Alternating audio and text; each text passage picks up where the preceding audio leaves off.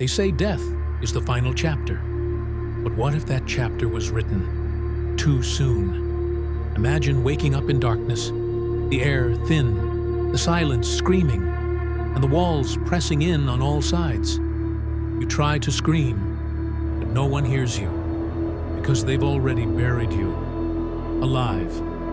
Tonight, we uncover real, verified cases where people were declared dead, only to awaken inside their own coffins. And once you hear these stories, you'll never look at death the same way again. In 2014, a woman named Rosângela Almeida dos Santos was buried in Brazil.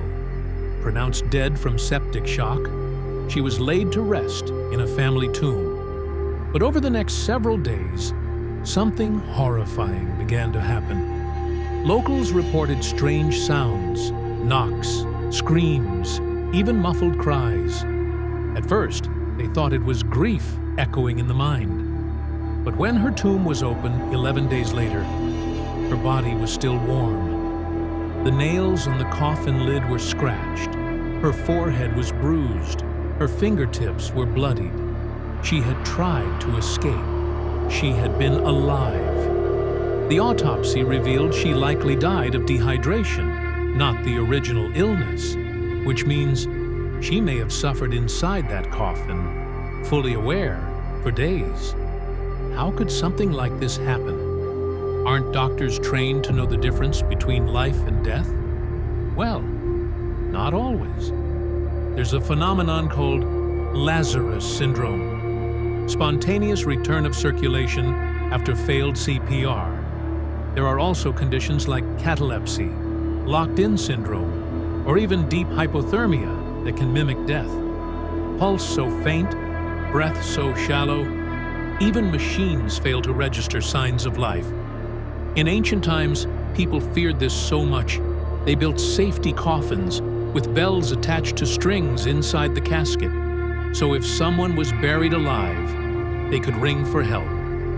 And yes, some of those bells rang. This is not just one freak incident. It's happened around the world. In India, a man was mistakenly cremated, only to wake up on the funeral pyre. In South Africa, a man woke up in the morgue fridge, screaming in terror.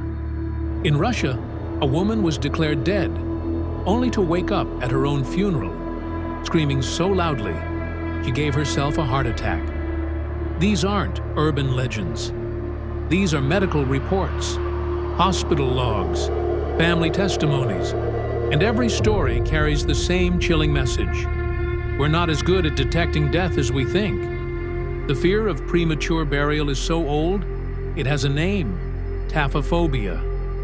Edgar Allan Poe wrote about it. Entire cultures built rituals to ensure it wouldn't happen. In the 18th century, people were buried with trumpets, bells, even tubes that ran above ground so air could be passed in, just in case they weren't truly gone. In fact, it was such a common fear that in 1896, the Society for the Prevention of People Being Buried Alive was formed in London. Let that sink in. We needed a society to stop ourselves from killing the living. So what does all this tell us? That death is more of a guess than a guarantee? That our systems, our hospitals, morgues, and traditions still fail us at the edge of life? These stories leave us with more questions than answers. Is there a soul lingering in the moment between life and death? Are these people trapped in some twilight zone between both worlds, fully conscious, yet completely invisible to us? We assume death is a moment, a switch, but maybe it's a slow, tragic fade. She woke up in a coffin isn't just a story, it's a warning, a fear buried in all of us. What if the end isn't the end? If you're watching this now, know that these tales are real, unexplainable, terrifying, but they must be told, because silence, like a sealed coffin, can be deadly. If this story haunted you, share it. Let others know the truth. Because sometimes the dead are not dead at all.